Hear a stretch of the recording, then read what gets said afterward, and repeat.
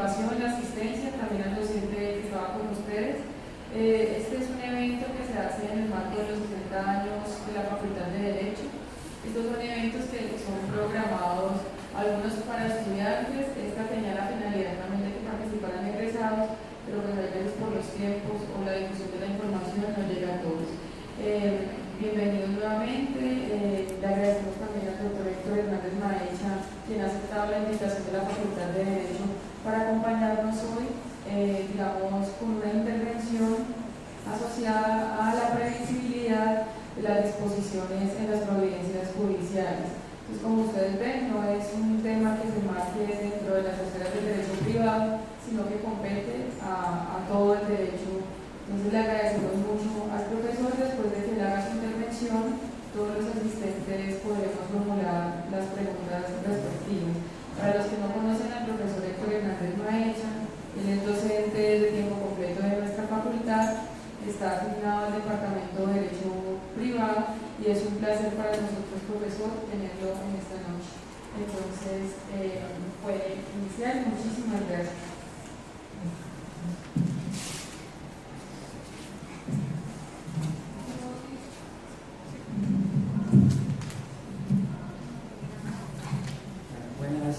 Buenas noches. Hoy voy a hablar con ustedes y sentado por razones de comodidad. Espero que no me cause problemas este micrófono. No estoy muy acostumbrado a manejar. ¿Se oye bien? ¿No? Digan ustedes si es necesario acomodar. De todos modos, tengo que empezar diciendo que el año pasado, el 19 de septiembre, también hice una charla sobre el mismo tema de la previsibilidad de las providencias judiciales en este mismo auditorio y con el mismo programa. Solamente que en esa oportunidad hice hincapié sobre la previsibilidad de las providencias judiciales desde el punto de vista jurídico. Y esta vez pienso hacer hincapié especialmente en lo relacionado a la previsibilidad de las providencias judiciales desde el punto de vista de lo fáctico. Ese es como la idea. A ver, el punto de partida de todo lo que tiene que ver con el derecho judicial y con las providencias judiciales es la disposición normativa del artículo 11 del Código General del Proceso. Yo insisto mucho en esa disposición. Dice concretamente que el juez, al interpretar las disposiciones, el juez, al interpretar la ley procesal, deberá tener en cuenta que el objeto de los procedimientos es la efectividad de los derechos reconocidos en la ley sustancial. Eso es fundamental. Haremos un momentico que se sienten sus compañeros.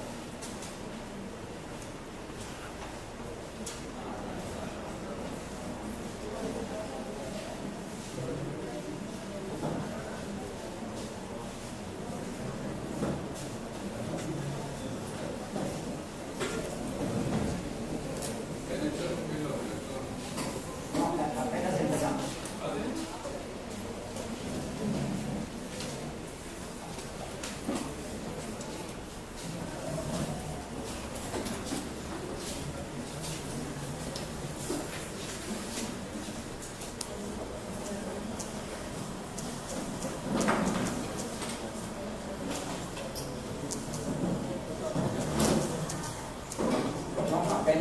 Apenas empezábamos y acababa de decir que el punto de partida para cualquier charla que tenga que ver con el derecho procesal es la disposición normativa del artículo 11 del Código General del Proceso, que dice que el juez, al interpretar la ley procesal, deberá tener en cuenta que el objeto de los procedimientos es la efectividad de los derechos reconocidos por la ley sustancial. Es decir, uno no puede entender qué es un proceso si no entiende lo que dice esa parte de la disposición normativa.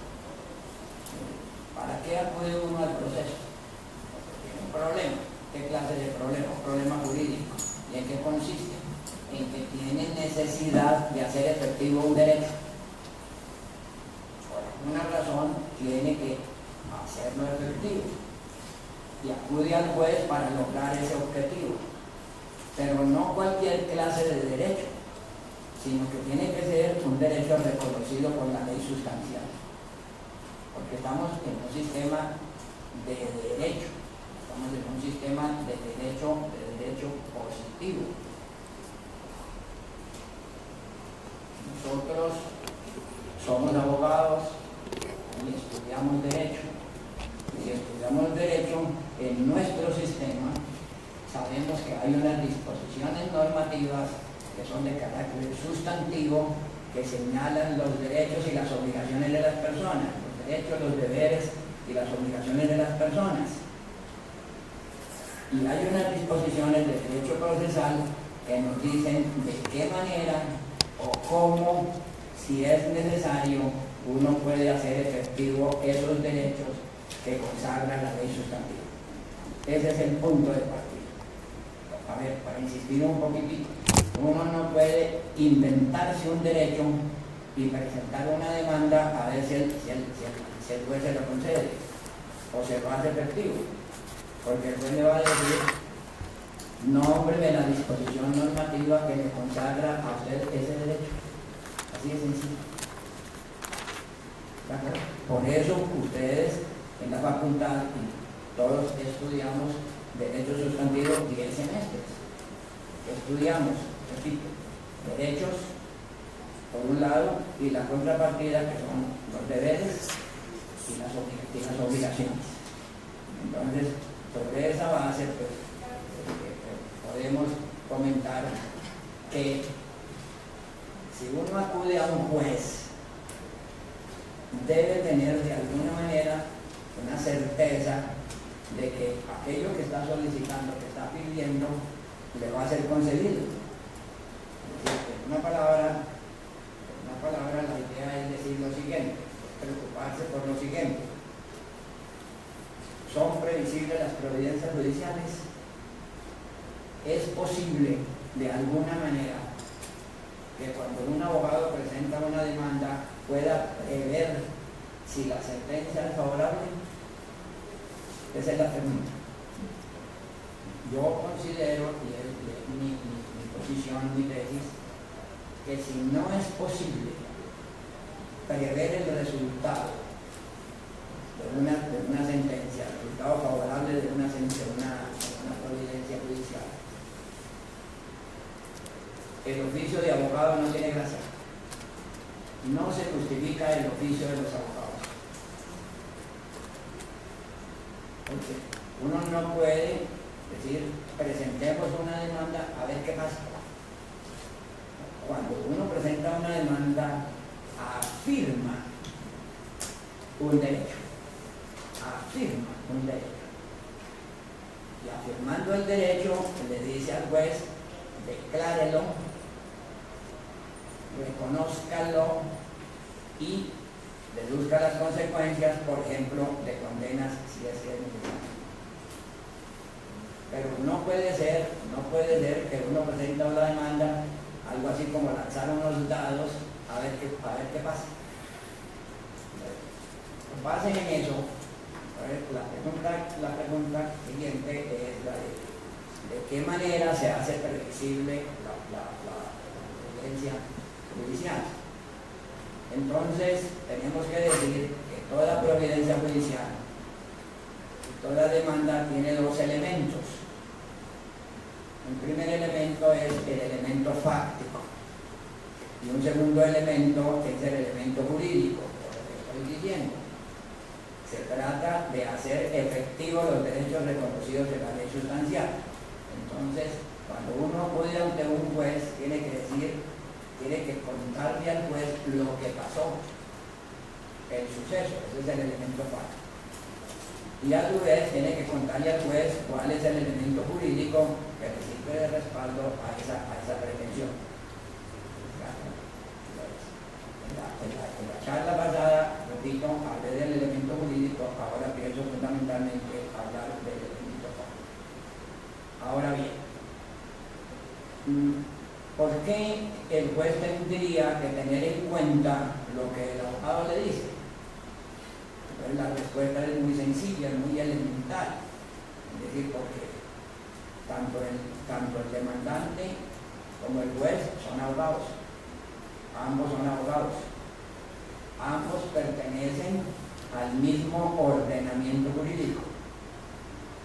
Ambos utilizan el mismo lenguaje jurídico. Ambos están sometidos a las mismas normas de carácter procesal y ambos están comprometidos con el debido proceso. Entonces hay coincidencia en el lenguaje.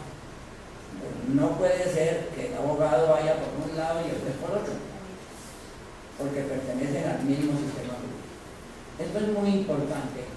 Esto que estoy diciendo es muy importante, porque como nos vienen noticias del extranjero que llaman mucho la atención, especialmente noticias de sistemas jurídicos distintos al nuestro, por ejemplo, del sistema jurídico del common law, del sistema jurídico norteamericano e inglés, entonces uno pretende que lo que es bueno para los norteamericanos y para los ingleses tenga que ser bueno para el sistema nuestro.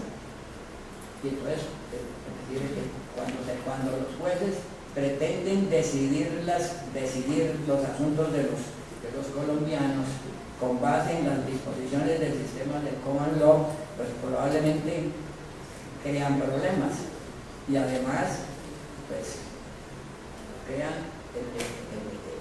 obran injustamente, quiero decir yo, violan el debido proceso. ¿Por qué? Porque es que nosotros pertenecemos al sistema continental europeo y latinoamericano, que es al sistema del derecho colombiano y no al sistema del derecho norteamericano y al sistema del derecho inglés.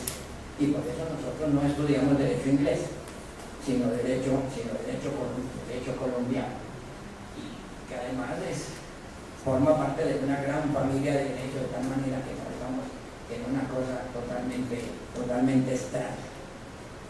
Ahora bien, el esquema, algunos de ustedes me han escuchado esto, el esquema de una demanda y el esquema de una sentencia coinciden, deben coincidir. Y el esquema es de orden lógico. Y concretamente es un silogismo de la forma del modus ponens, o sea, un silogismo hipotético. No importa que un juez dicte una sentencia en 100 páginas. De todos modos, cuando uno le dice rapidito, resúmame lo que dijo el juez, uno termina diciendo en pocas palabras, expresando en pocas palabras el silogismo hipotético del modus ponens. Pero voy a decir de alguna manera en qué consiste. Importante porque en ese modus ponens, en ese silogismo hipotético, aparece el elemento fáctico y el elemento jurídico relacionados. Es lo que tradicionalmente se ha llamado como un sistema de subsunción. Humberto Eco sostiene que el modus ponens es la forma de deducción del sistema lógico de Occidente, de tal manera que no estamos ante una cuestión extraña. ¿Cómo es el modus ponens? Lo voy a decir, a ver si puedo anotarlo en el tablero con alguna corta explicación. Como es hipotético, se parte de la base de un sí condicional.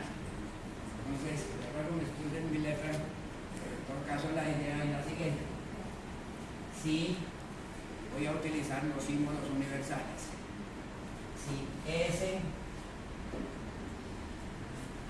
debe ser P, que podemos decir que es la premisa mayor. premisa mayor debe decir: es así que S luego P. Esa es la forma. Si S debe ser P, es así que S luego debe ser P. Esta primera proposición es lo que tradicionalmente se llama, lo que conocemos como la disposición normativa. Es una norma. Y esa norma está compuesta de 3 elementos. Acuérdense de su curso de primero, acuérdense del libro del doctor Valencia Sea, que muchos de ustedes miraron. 3 elementos. El primer elemento es un supuesto de hecho. Primero, esa disposición normativa aparece en los códigos, en las leyes. La da el legislador. Entonces aparece de esa manera. Primero es un supuesto de hecho. Esta S es un supuesto de hecho. Es algo que no ha sucedido y que el legislador simplemente el legislador previó que pudiera suceder. Esa es la idea. Algo que puede suceder. Los códigos están llenos de supuestos de hechos. Ahora bien, la idea es que si se da ese supuesto de hecho, si en realidad ocurriera eso que es un supuesto, debe darse P. ¿Y P qué es? La consecuencia jurídica. Pero fíjense que estoy diciendo debe darse. Aquí hablo de un deber ser, porque el derecho se ocupa del deber ser. Entonces, las proposiciones de derecho no son proposiciones de necesariedad, sino de obligatoriedad. Las proposiciones de necesariedad son las de las leyes de la física, las leyes de las ciencias naturales, en donde se manifiestan que dada una causa se da la consecuencia y se da necesariamente la consecuencia.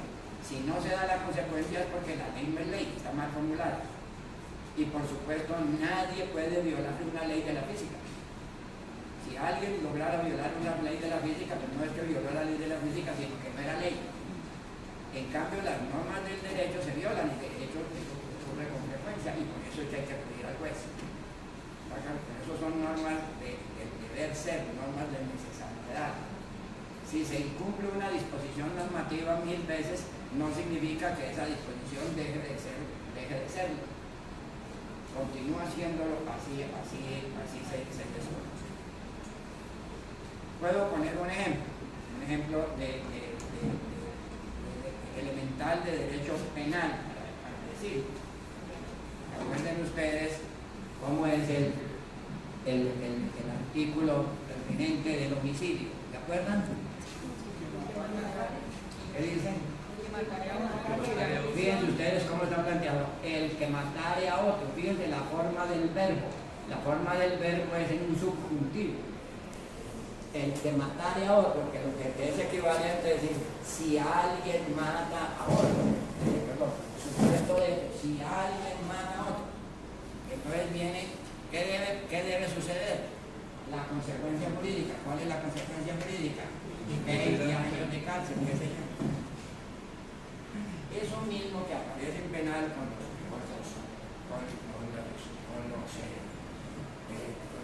la enunciación de los delitos, aparece también en derecho civil, o está también en derecho civil y en administrativo y en laboral, etcétera, aunque no con la claridad con que aparece en penal. Claro, entonces, ¿qué es lo que sucede? Que las normas en algunos casos aparecen claramente en las disposiciones normativas. El derecho penal, como ejemplo, aparece claramente, pero el derecho civil no, porque el Código Civil, por ejemplo, nos trae un sinnúmero de definiciones, nos habla de un sinnúmero de condiciones, de requisitos, y hace distinciones de una y otra naturaleza. Entonces, hacer la norma, construir la norma, elaborar la norma, es una labor ¿de quién? Del intérprete, del abogado, del juez. Construir la norma. Por ejemplo, si ustedes miran el artículo 946 del Código Civil, que se refiere a la reivindicación, palabras más, palabras menos, el artículo 946 dice lo siguiente: la reivindicación o acción de dominio es la que tiene el propietario de una cosa singular de la que no está en posesión, para que el poseedor sea condenado a restituirla. Pues, esa sola proposición da lugar a formular, pues, sin cambiar el sentido del texto, una proposición con supuesto de hecho y la consecuencia jurídica. La consecuencia jurídica es que alguien debe ser condenado a restituir esa cosa. Esa es la consecuencia jurídica. Y entonces, ¿cuál es el supuesto de hecho? Es decir, ¿qué debe suceder para que haya lugar a que alguien sea condenado a restituir esa cosa? Una finca, por ejemplo, entonces se dice que alguien sea propietario de una cosa singular, que no esté en posesión de esa cosa singular, y cuarto, que haya otro que esté en posesión de esa cosa singular. Ese es el supuesto de hecho. Entonces uno podría decir, si alguien es propietario de un bien inmueble y no está en posesión, y otra persona está en posesión, consecuencia jurídica, esa otra persona que está en posesión debe ser condenado a restituirla. Entonces fíjense que he hecho un ejercicio de construcción de una norma, pero no me la estoy inventando, sino que la estoy construyendo con base en ¿qué?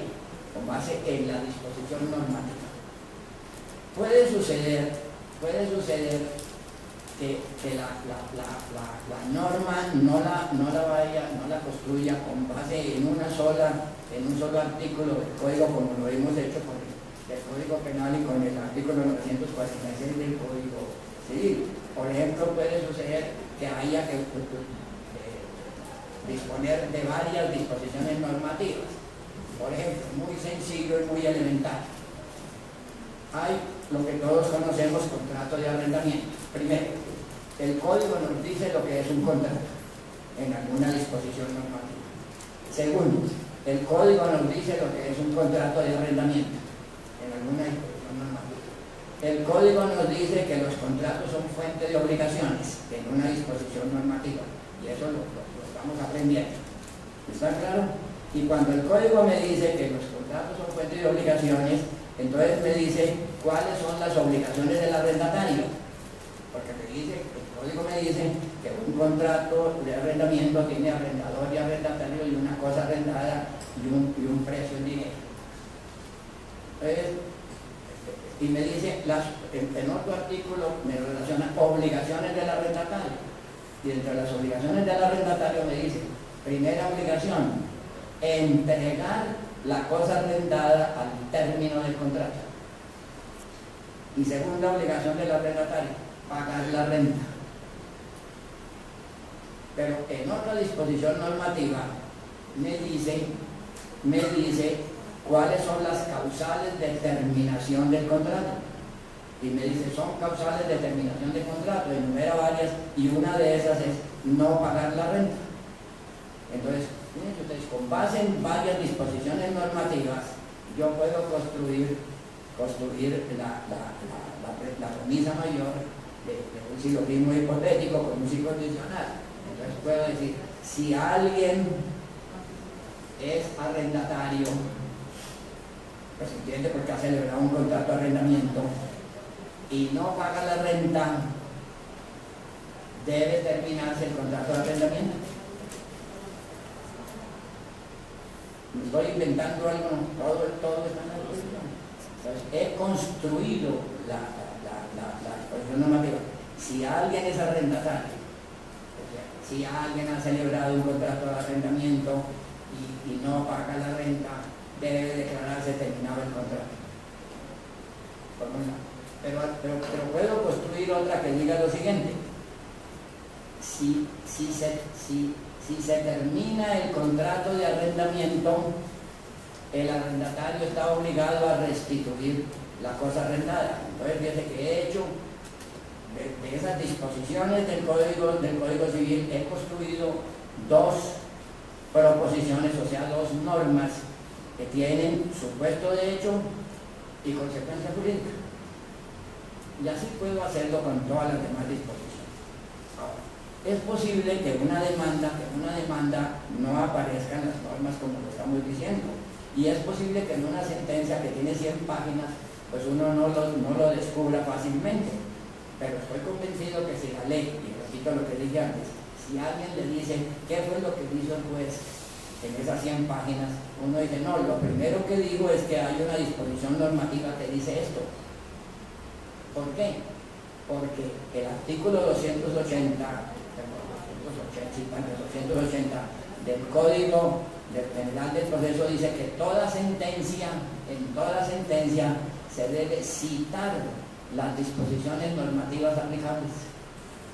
Entonces la sentencia me dice cuál es la disposición normativa. Ahora, el juez debe construir la norma, más o menos de la manera como yo. Unas veces le resulta muy sencillo, otras veces le puede resultar un poquito más complicado, porque tiene que interpretar las disposiciones normativas, pero en última termina construyendo la norma. Entonces, de esa manera tenemos la premisa mayor, que es de carácter jurídico. Ahora, en la charla pasada les decía yo, para construir la norma que debe tener en cuenta que hay la ley, el juez está sometido al imperio de la ley, pero también está sometido a los principios generales del derecho y a la jurisprudencia. La jurisprudencia le hace el trabajo, y cuando uno lee sentencias de la Corte, lo que la Corte nos está mostrando es construcción de normas que el juez debe aplicar y que naturalmente el abogado debe invocar si es que pretende tener sentencia por juez. Entonces, esa es la premisa mayor. La premisa menor del modus ponens o silogismo hipotético es el suceso. Entonces, ya el S del segundo renglón, este S, ya no es un supuesto de hecho, sino es el hecho. Es el hecho, es el suceso. Pero este S debe coincidir con el supuesto de hecho. Debe coincidir. Arriba está puesto en abstracto. Entonces el legislador le dice, si llegara a suceder. Entonces, lo que le está diciendo el abogado al juez es, señor juez, sucedió. Entonces, ¿qué hace? Le cuenta lo que sucedió. ¿Y cómo se lo cuenta? Se lo cuenta en los hechos de la demanda.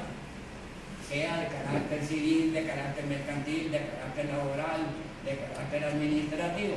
Y es más, es lo que el fiscal le cuenta al juez cuando formula la acusación. Le dice, la ley penal dice esto, señor juez, eso que está previsto en la ley penal sucedió, y se lo cuenta. Entonces, por ejemplo, en el reivindicatorio, ¿qué tenemos que decir? El señor juez dice, vea señor juez, el señor fulano de tal es propietario de la finca tal. Señor juez, el señor fulano de tal es no está en posesión. Tercero, el señor sutano está en posesión. Consecuencia. ¿Cuál es la consecuencia? El señor sutano debe ser condenado a restituirla. Entonces lo que él le dice es, si se da el supuesto de hecho, si coincide lo sucedido con el supuesto de hecho, a eso que sucedió debe corresponderle la consecuencia jurídica P que estaba prevista para el supuesto de hecho. Y entonces, por eso la sentencia, ¿qué debe decir? La sentencia debe decir, condénase a sutano a que restituya el inmueble. Y en el caso del arrendamiento, ¿qué debe decir? Primera parte del raciocinio. Dice, el señor fulano de tal es arrendatario y no pagó la renta. Consecuencia, declare terminado el contrato de arrendamiento. Y el segundo raciocinio, como se terminó el contrato de arrendamiento, entonces, señor juez, condénelo a restituir la cosa arrendada. Entonces, ¿qué es lo que hacemos cuando presentamos una demanda? Contamos los hechos diciendo que alguien celebró un contrato de arrendamiento, que alguien no pagó la renta, y pedimos, sírvase, señor juez, declarar terminado el contrato de arrendamiento. Y como consecuencia de declarar terminado el contrato de arrendamiento, sírvase condenar al arrendatario a restituir el inmueble arrendado. Es decir, tenemos dos esquemas de silogismo hipotético. Uno para lograr la declaración de terminación del contrato y otro para lograr la condena a la restitución del inmueble. Dos. No es que que las sentencias tengan un solo silogismo hipotético, pueden ser válidos para cada pretensión. Por ejemplo, para insistir en esto, si yo pretendo reivindicar, el cliente me dice, doctor, que me restituyan la finca, le va muy bien, entonces hago la reflexión, pero me dice, pero vea, doctor, es que ese señor que está de poseedor lleva 5 años en la finca y todo lo que la finca produce se lo ha quedado. ¿No será que yo tengo derecho a que me restituya lo que la finca ha producido durante esos 5 años? Es decir, tengo derecho a los frutos. Y entonces el Código Civil me dice, sí señor, y entonces distingue, el poseedor de mala fe tiene que pagar los frutos desde que ocupó la finca. Y entonces el demandante tiene derecho a eso. La ley le reconoce ese derecho y lo pretende hacer efectivo. Y dice, el poseedor de buena fe tiene la obligación de restituir los frutos desde que le notificaron la demanda. Entonces yo tengo que ver si el demandado es de buena o mala fe. Y según el primer caso, tengo derecho a los frutos desde la ocupación. Y si es el segundo caso, tengo derecho a los frutos desde la demanda. ¿Está claro? Entonces, siempre hay para cada pretensión, hay un modus ponens, hay un silogismo hipotético. ¿Y qué es lo que hemos contrastado con ese silogismo hipotético? Hemos contrastado disposiciones normativas con sucesos. ¿Y por qué es válido el contraste? Para evitarle los problemas al señor Lainez. ¿Por qué es válido el contraste? Porque es que en el silogismo hipotético se está hablando de supuestos de hecho y lo único que se le está diciendo al juez es que aquello que estaba previsto como supuesto de hecho efectivamente sucedió y por consiguiente debe venir la consecuencia, la consecuencia jurídica. Sin embargo, se presenta un problema. que hay que superar, y es el de que no basta con afirmar, no basta con afirmar, es indispensable probar, indispensable probar. Y como es indispensable probar, y como el derecho no deja nada al azar, pues hay toda una serie de disposiciones normativas, un conjunto de disposiciones normativas que son del derecho probatorio, que aparecen también en los códigos de procedimiento, en donde nos dice qué hay que probar y cómo hay que probar. Sobre lo que hay que probar es principalmente pues, el elemento fáctico, o sea, la S que hemos puesto en segundo lugar. Por eso el derecho probatorio,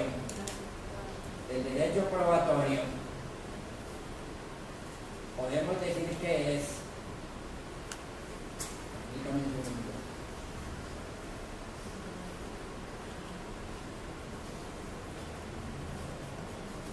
Podemos decir que el derecho probatorio es un conjunto de disposiciones normativas que regulan la manera como las partes y el juez deben proceder para comprobar la certeza de las afirmaciones que hacen las partes respecto del elemento fáctico del proceso. Disposiciones normativas. ¿Eso qué significa? Que probar el derecho, o mejor, llegar a la certeza en derecho, no es lo mismo que llegar a la certeza en cualquier otra disciplina académica, en cualquier otra ciencia. El historiador procura saber la verdad y lo hace a su manera. El antropólogo lo hace a su manera. Los científicos lo hacen a su manera. Los abogados lo hacemos a nuestra manera. ¿Está claro? Y por eso cuando pretende uno llegar a la certeza, uno tiene que decir, y no hay que darle pena, ni ser tan presumido. Hay que llegar a la verdad jurídica. No, que yo voy a llegar a la evidencia. No. Llegue a la verdad jurídica. ¿Qué es lo que se quiere? Uno supone que la verdad jurídica coincide con la verdad real, supone, pero no se ponga a hacer especulaciones acerca de lo que es la verdad, porque se enloquece. ¿Basta con qué? Con que usted llegue a la verdad jurídica y quede tranquilo, por lo menos en su conciencia, de que está obrando conforme a qué? Conforme a derecho. Y nosotros los abogados tenemos que obrar conforme a qué? Conforme a derecho. Entonces no hay que andar con presunciones ni petulancias acerca de que no, estoy interesado en la verdad y no la verdad jurídica, porque la verdad jurídica es mentirosa. No, la verdad jurídica no es mentirosa. Por eso no me parece que sea cierto, lo digo con mucho respeto, el texto del profesor Tarufo, que es un eminente tratadista italiano que viene mucho a Colombia y que está en todos los congresos de derecho procesal, en donde el profesor dice lo siguiente: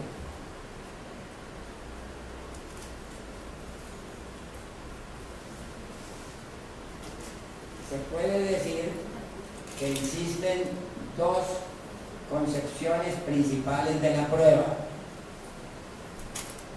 La prueba que considera, repito, se puede decir que existen dos concepciones principales de la prueba. La que la considera como un instrumento de persuasión y por tanto define su función como algo retórico, y aquella que la considera como un instrumento de conocimiento y por ende define su función como algo epistémico. Y vea lo que dice el profesor Tarufo: La primera la utilizarían los abogados, la segunda el juez. No hay razón. ¿Cómo así que cada uno hablando un idioma distinto? Yo como abogado trato de persuadir al juez, pero el juez no me va a parar bolas porque el juez está preocupado es por el conocimiento. Una paréntesis. Persuasión. ¿Qué es persuasión? Convencimiento. Cuando yo pretendo persuadir a alguien, pretendo llevarlo al convencimiento. Sin embargo, uno puede hacer una distinción en este sentido. Y en esto utilizo la terminología del profesor Ramos de la Universidad de Antioquia. Cuando se persuade,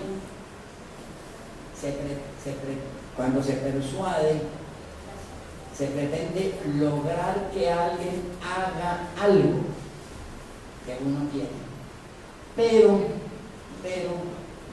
poniendo como fundamento las emociones, las pasiones, los sentimientos. Por eso la persuasión es utilizada principalmente por los publicistas, los que hacen propaganda, por los políticos, cuando hacen propaganda. Es decir, la propaganda se basa en la persuasión. Es decir, nos sale en la televisión el muchacho muy bien plantadito, echándose perfume, e inmediatamente le caen 10 muchachas. Entonces alguien ingenuo dice, si yo me echo este perfume, me caen las muchachas. Le da la ilusión. En cambio, la argumentación es racional. Cuando uno argumenta, no pretende que alguien haga algo, sino que alguien se adhiera a una tesis que uno tiene. Yo pienso esto, mi tesis es esta, entonces le hago argumentos para que usted adhiera a mi tesis. ¿Está claro? Esa es la idea. Pues bien, cuando uno afirma algo como cierto, pretende que los demás adhieran a esa tesis, y eso es lo que hace el abogado. El abogado le expresa al juez unos hechos, le afirma unos hechos y pretende convencerlo al juez de que eso es cierto, de llevarlo a la certeza de que eso es cierto. ¿De qué manera lo lleva a la certeza? Mediante argumentación. ¿Y cuáles son las argumentaciones en derecho? Son las pruebas. Las pruebas son los elementos argumentativos de lo fáctico en derecho. ¿Está claro? Esa es la idea. Ahora bien, pero si yo pretendo simplemente persuadir, el juez me va a decir, no, es decir, yo soy racional, a mí no me viene a convencer usted como convence a los muchachos de las propagandas de perfumes, sino deme unas razones argumentativas que me permitan llegar a la certeza hasta donde es posible. Entonces, ¿qué significa? Que el idioma, el lenguaje, como lo dije antes, que deben utilizar los abogados es el mismo lenguaje que debe utilizar el juez. Repito, porque es que ambos pertenecen al mismo ordenamiento jurídico, ambos utilizan el mismo lenguaje jurídico, ambos pertenecen al mismo sistema jurídico, y no puede uno andar con una posición y otros con otras, porque pues habría distorsión. Esa es como la idea. Ahora bien,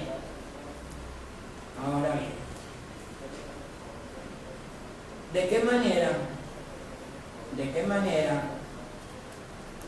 con las pruebas y con lo que prevé la ley en el régimen de derecho probatorio puedo yo llevar al juez al convencimiento de lo que yo afirmo es cierto y y si lo llevo al juez al convencimiento de que lo que afirmo es cierto, pues necesariamente sí, mi demanda está bien hecha en el sentido de lo que afirmo es el suceso que está previsto como supuesto de hecho, pues necesariamente tendré la consecuencia jurídica, o sea, tendré sentencia favorable. ¿De qué manera lo haré? Repito, con las pruebas. Pero el régimen de pruebas no me va a decir, no me deja libertad. No es presente las pruebas como pueda. Entonces no es como en las telenovelas. No, sino que conforme a la primera disposición normativa sobre pruebas, el artículo 164 dice lo siguiente, el juez, toda decisión judicial debe fundarse en las pruebas regular y oportunamente allegadas al proceso. Dos palabras, regular, que significa conforme a la ley, y oportunamente, es decir, en el momento preciso. ¿Qué significa? Que hay que descartar un sinnúmero de pruebas que podrían llevar al convencimiento, pero que la ley no las acepta. Y solamente el juez me va a aceptar las pruebas que están debidamente autorizadas, siempre y cuando las presente regular y oportunamente. Entonces, ¿cuáles son los medios probatorios? 9. No. Yo puedo pedir una declaración de parte del demandante o del demandado. Puedo con la declaración obtener confesión. Puedo citar declaración de terceros, testimonio. Puedo allegar dictámenes periciales. Puedo hacer inspección judicial. Puedo llevar documentos. Puedo utilizar indicios, puedo utilizar informes y puedo utilizar, me falta una,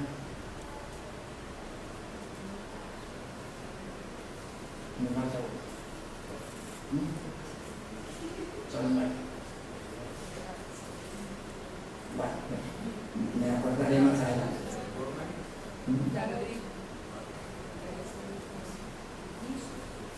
Miremos el código. Somos abogados.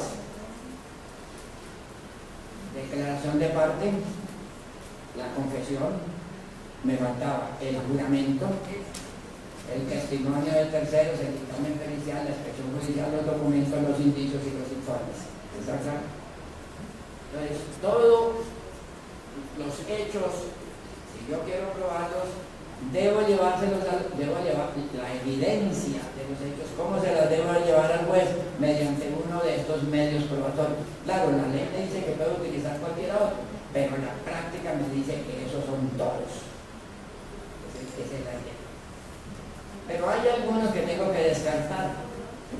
¿Cuáles tengo que descartar? Lo primero, las pruebas ilícitas. Las tengo que descartar. Y las pruebas ilícitas y las ilegales. Y esto es muy importante tener en cuenta en qué consisten las unas y las otras.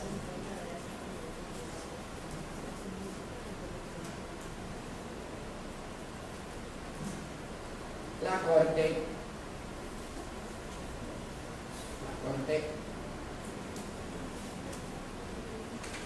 ha dicho, la prueba legal, dice, es el medio de convicción que se ajusta a los parámetros legales.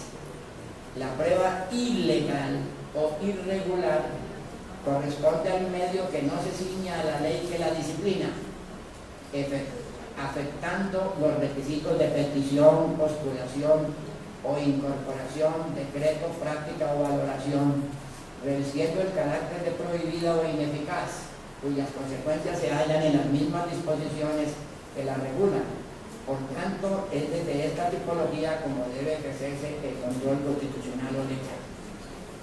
La prueba ilícita es la inconstitucional por afrentar la perspectiva superior, erosionar, pretender y conculcar los derechos fundamentales, los principios y valores previstos en la Carta, generando nulidad constitucional en virtud del artículo 29 de la Constitución, según el cual será nula la prueba obtenida con violación al debido proceso. Entonces, hay que descartar las pruebas ilícitas y las pruebas ilegales.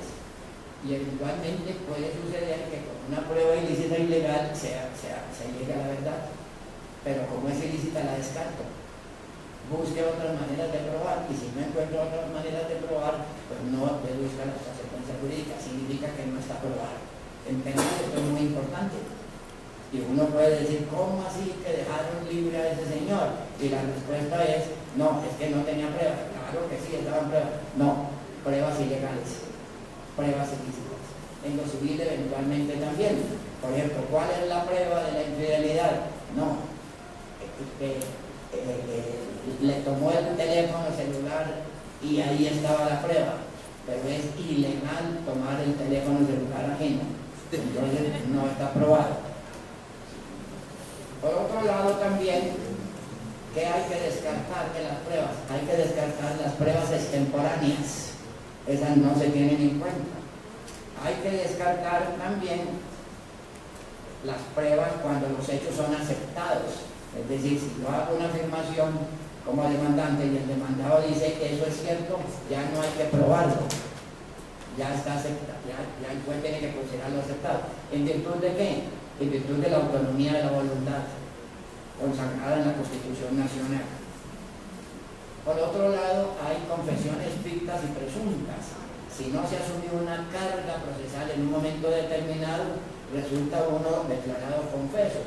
Por ejemplo, si no respondo el interrogatorio de parte, resulto declarado confeso.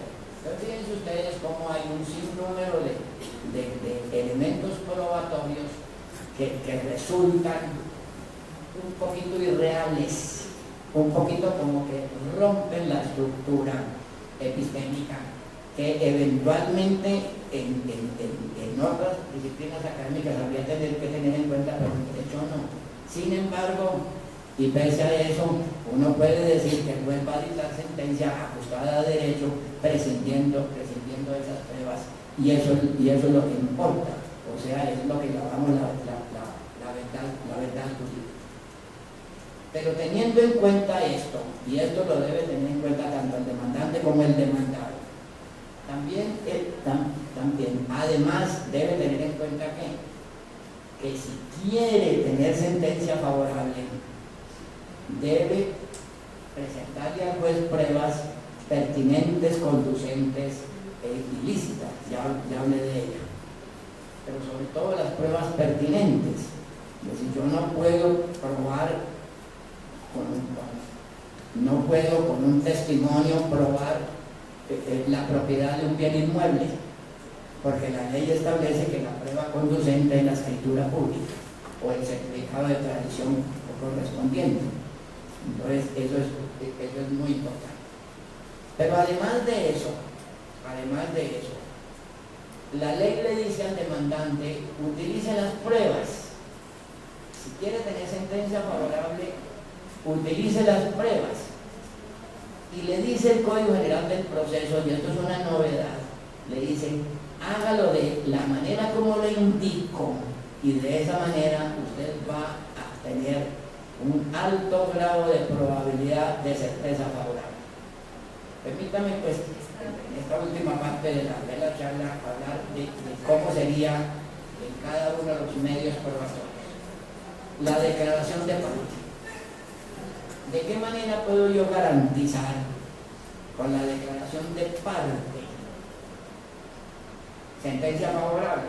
Entonces tengo que decir lo siguiente. La declaración de parte es prueba obligatoria en todos los procesos. El juez tiene necesidad, tiene obligación. Correcto. El juez tiene el deber de practicar interrogatorio de parte en todos los procesos, tanto al demandante como al demandado. Entonces, ¿qué debo hacer yo como abogado? saber lo que pasó, investigar lo que pasó. ¿Y qué debe saber el demandante y el demandado? Saber lo que pasó. De tal manera que cuando le pregunten al demandante y al demandado, respondan lo que pasó. Y yo no puedo, como demandante, ir a decir cosas distintas de las que va a decir el demandado bajo la gravedad del juramento.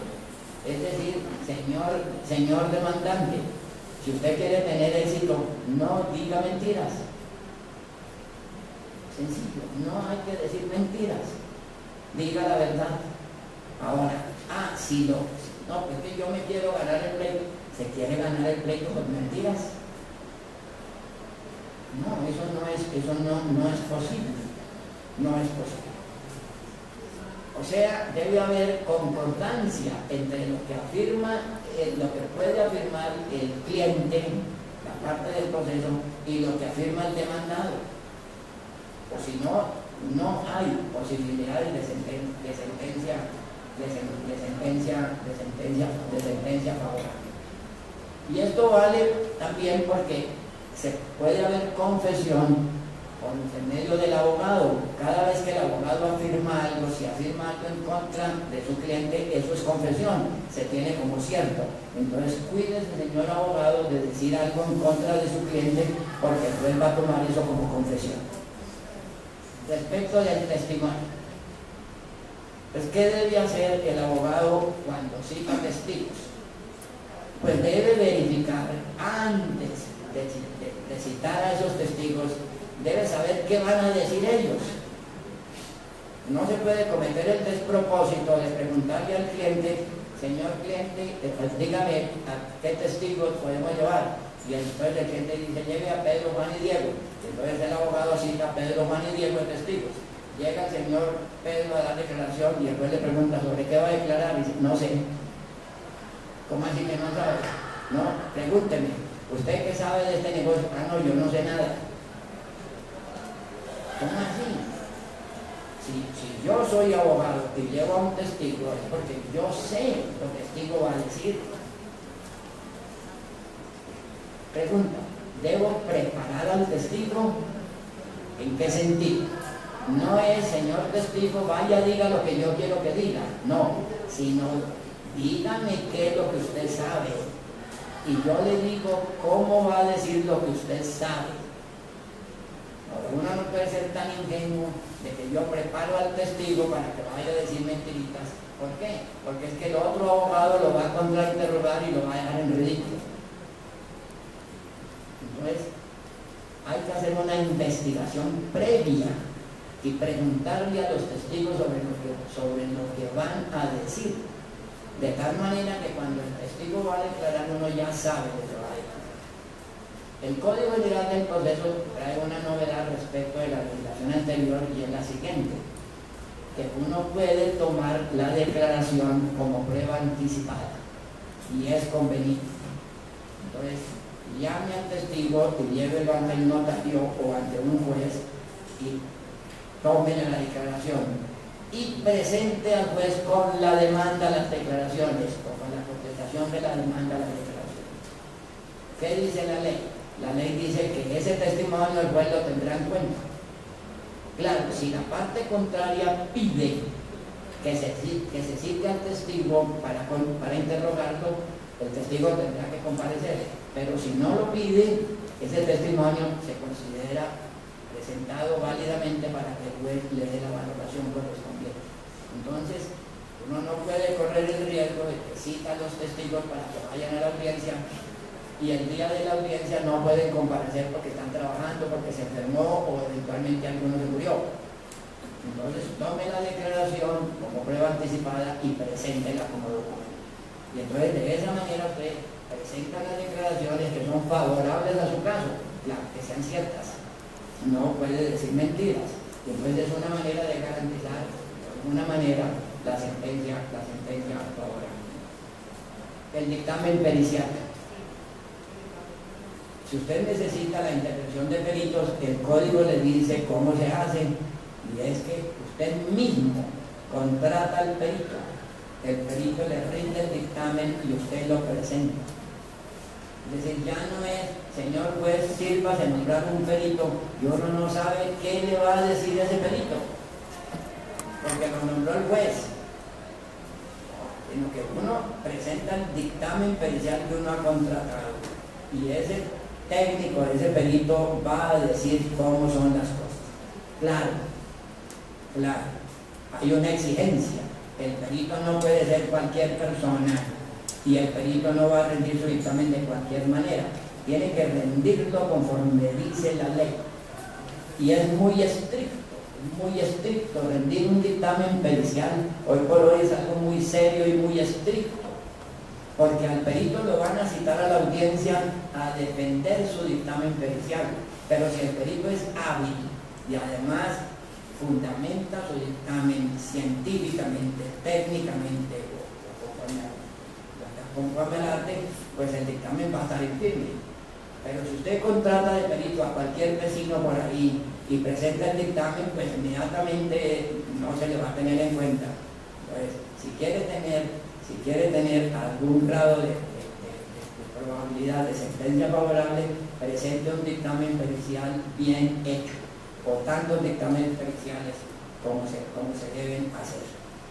Respecto de documentos, tenga en cuenta que si usted presenta, que todos los documentos que se presentan se presumen auténticos.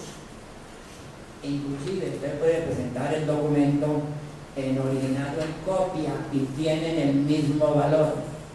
Pero ojo, si le presentan a ustedes, contraparte presenta documentos, le corren traslado de esos documentos y en el término del traslado usted tiene que tacharlo del falso o desconocerlo, porque si deja pasar el término se presume auténtico y ya no hay nada que hacer. Entonces sea atento a eso. Entonces, si usted presenta documentos se presumen auténticos, pero presente documentos que no den lugar a que los tachen de falsos. Y si le presentan documentos que usted presume que son falsos, proponga la tacha correspondiente. Y si eso es así, no va el juez a dictar sentencia con documentos falsos ni con documentos que no correspondan a la realidad. Esa es la idea. ¿Está claro? Si hay la posibilidad de presentar pruebas anticipadas con la demanda, pues hay que utilizarlo. Presente con la demanda de una vez todas las pruebas, todas. La única que no puede presentar, ¿cuál es? La declaración de parte, porque la debe hacer el juez. Inspección judicial. Si es necesario la inspección judicial, lo más probable es que el juez no la vaya a practicar. Entonces usted haga la inspección judicial como prueba anticipada. Cite a un perito para que vaya, observe y mire. Haga una filmación y preséntele la filmación al juez como inspección judicial. Y de esa manera, con los medios probatorios, usted garantiza, si es que las pruebas son idóneas, claro está, garantiza de alguna manera, con elementos fácticos, garantiza un alto grado de probabilidad de sentencia favorable. A manera de conclusión, decir lo siguiente: si usted quiere tener sentencia favorable, haga el ejercicio de formular el silogismo hipotético. Elabore, construya la norma a partir de disposiciones normativas realmente existentes, vigentes y bien interpretadas y aplicables al caso. Es decir, las disposiciones normativas, para que se puedan tener en cuenta, deben tener esos 4 requisitos o condiciones. Primero, existir. Segundo, estar vigentes. Tercero, estar bien interpretadas. Y para efectos de tenerlas bien interpretadas, el mejor argumento es el de autoridad, que ni siquiera es autoridad argumentativa, sino autoridad normativa. ¿quién le da la autoridad normativa? La jurisprudencia. Pero si no tiene usted autoridad normativa, que es la jurisprudencia, pues busque autoridad argumentativa, el experto. Entonces, con base en eso tiene usted la mejor interpretación de la ley. Y claro, la ley que usted invoca debe ser aplicable al caso, no una ley que no tenga nada que ver con eso. Entonces usted con eso elabora la premisa mayor del silogismo hipotético. Y una vez que elabore la premisa mayor del silogismo hipotético, pues investigue lo que sucedió. No cuente sino lo que es pertinente. ¿Y qué es lo que es pertinente? Contar lo que está previsto como supuesto de hecho. No cuente más cosas, sino únicamente eso. Pero eso sí, lleve las pruebas. ¿Cuáles pruebas? Las previstas en la ley y de la manera como las prevé la ley, descartando lo que no es posible como medio probatorio y acogiéndose a lo que es posible. Y con base en eso, usted en su demanda deduce la conclusión, y esa conclusión es su pretensión. Señor juez, sírvase declarar tal cosa, señor juez, sírvase condenar a tal cosa. Y usted hace esa pretensión declarativa y esa pretensión de condena. ¿Por qué? Porque el derecho sustantivo lo autoriza para hacerlo. No se invente declaraciones, no se invente condenas, son las que están previstas en la ley. Y con base en eso presenta la demanda. Y como el juez pertenece al mismo ordenamiento jurídico, utiliza el mismo lenguaje jurídico, es también abogado, está sometido a las mismas disposiciones de derecho procesal y debe estar convencido, y está convencido que hay que respetar el debido proceso, la sentencia probablemente le será favorable. No los molesto más.